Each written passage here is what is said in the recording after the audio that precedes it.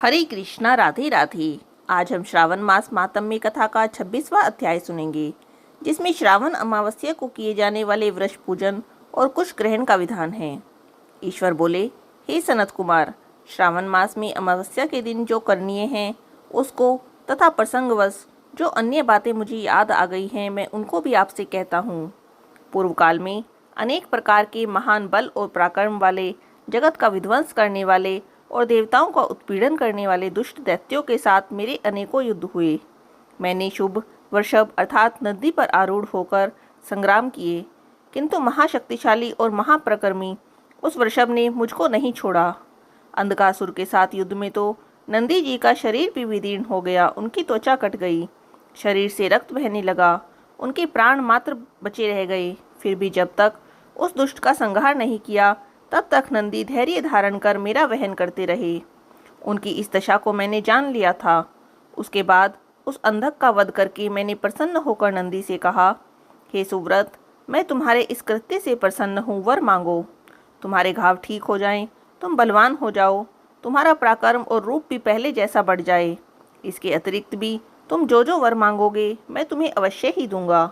नंदीश्वर बोले, हे देवादिदेव, हे महेश्वर, मेरी कोई याचना नहीं। यदि आप मुझ पर प्रसन्न हैं तो इससे बढ़कर क्या वैभव हो सकता है। तथापि हे भगवान, लोकोपकार के लिए मैं मांग रहा हूँ। हे शिव, आज श्रावण मास की अमावस्या है, जिसमें आप मुझ पर प्रसन्न हुए। इस तिथि में गायों सहित उत्तम मिट्टी से निर्मित वृषभों की पूजा करनी चाहिए। आज अमावस्या के दिन जन्म लेना काम धेनु के तुल्य होता है। अतः इस तिथि में वर प्रदान करें कि यह अमावस्या वांछित फल देने वाली हो। आज के दिन भक्ति पूर्वक प्रत्यक्ष वृषभों और गायों की पूजा करनी चाहिए। गेरों तथा धातुओं से पर्यटन पूर्वक उन्हें भूषित करना चाहिए। उनके सींगों पर सोना, चांदी आदि के पत्थर मंडे और रेशम के बड़े बड़े गुच्छों को भी सींगों पर बांधें। अनेक प्रकार के वर्णों से चित्रित सुंदर वस्त्र से उनकी पीठ को ढक दें। गले में मनोहर शब्द करने वाला घंटा बांध दें।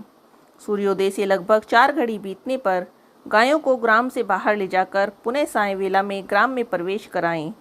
आहार के रूप में सरसों, तिल की खली, अनेक प्रकार का अन्न इस दिन अर्पित करें। जो ऐसा करता है उसका गोधन सदा ही बढ़ता रहता है। जिस घर में गाय ना हो वह शमशान के समान होता है। पंचामृत तथा पंचगव्य दूध के बिना नहीं बनते। गोबर से लेप किए बिना घर पवित्र नहीं होता। हे सुरोत्तम, जहाँ गोमूत्र से छिड़काव नहीं होता वहाँ चींटी आदि जंतुओं का उपद्रव विद्यमान रहता है। हे महादेव, दूध के बिना भोजन का रस ही क्या है। हे प्रभु, यदि आप मुझ पर प्रसन्न हैं तो इन वरों को तथा अन्य वरों को भी मुझ पर प्रदान कीजिए। हे सनत कुमार, तब नंदी जी का यह वचन सुनकर मैं बहुत प्रसन्न हुआ और मैंने कहा, हे वृषश्रेष्ठ, तुमने जो मांगा है वह सब हो जाए। हे नंदिन, इस दिन का जो अन्य नाम है उसे भी सुनो। जो वृषभ किसी के द्वारा कहीं भी किसी कार्य में प्रयुक्त नहीं किया जाता और तृण खाता हुआ, जल पीता हुआ शांति पूर्वक विचरण करता है, वह महान वीर और बलशाली होता है।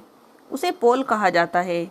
अतः हे नंदिन, उस दिन के नाम से यह दिन पोला नाम वाला होगा। इस दिन इष्ट बंधुओं के साथ महान उत्सव करना चाहिए। हे वत्स, मैंने उस दिन ये श्रेष्ठ वर प्रदान किए, अतः लोगों के द्वारा इस श्रेष्ठ दिन को पोला नाम वाला कहा गया। इस दिन सभी कामनाओं को पूर्ण करने वाला वृषभों का महान उत्सव करना चाहिए। इसके साथ ही अब मैं इस तिथि में किए जाने वाले कुश ग्रहण का वर्णन करूंगा।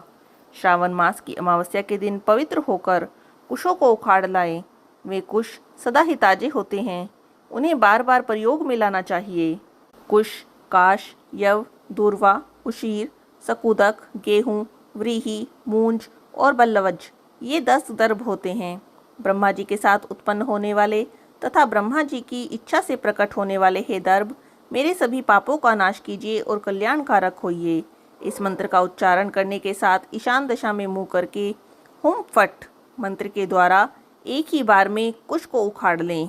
जिसके अग्रभाग टूटे हुए ना हो और शुष्क ना हो, वे हरित वर्ण के शुद्ध कुश श्राद्ध कर्म के योग्य कहे गए हैं। जड़ रहित कुश देव कार्यों में और जप आदि में प्रयोग के योग्य होते हैं। 7 पत्तों वाले कुश देव कार्य तथा पितृ कार्यों के लिए श्रेष्ठ होते हैं। मूल रहित तथा गर्भयुक्त अग्रभाग वाले 10 अंगुल प्रमाण के 2 दर्भ पवित्रक के लिए उपयुक्त होते हैं। ब्राह्मण के लिए 4 कुश पत्रों का पवित्रक बताया गया है। अन्य वर्णों के लिए क्रमशः 3, 2, 1 दर्भ का पवित्रक कहा गया है। सभी वर्णों के लिए 2 दर्भों का ग्रंथि युक्त पवित्रक होता है। यह पवित्रक धारण करने के लिए होता है। यह सब मैंने आपको बता दिया। उत्पवन हेतु सभी के लिए 2 दर्भ उपयुक्त होते हैं। 50 दर्भों से ब्रह्मा, 25 दर्भों से विष्ठर बनाना चाहिए। आचमन के समय हाथ से पवित्रक को नहीं निकालना चाहिए। विकीर के लिए पिंड देने और अग्नोरकरण करने के साथ पाद्य देने के पश्चात पवित्रक का त्याग कर देना चाहिए। दर्भ के समान पुण्यप्रद, पवित्र और पापनाशक कुछ भी नहीं है। देवकर्म तथा पितृकर्म ये सभी दर्भ के अधीन हैं। इस प्रकार के दर्भ को श्रावण मास की अमावस्या के दिन उखाड़ना चाहिए। इनसे इनकी पवित्रता बनी रहती है। श्रावण मास की अमावस्या का क्या वर्णन किया जाए? हे सनत कुमार, श्रावण मास की अमावस्या के दिन जो कृत्य होता है वह मैंने आपसे कह दिया। श्रावण मास में और जो भी कुछ करणीय है वह भी आपसे कहता हूँ।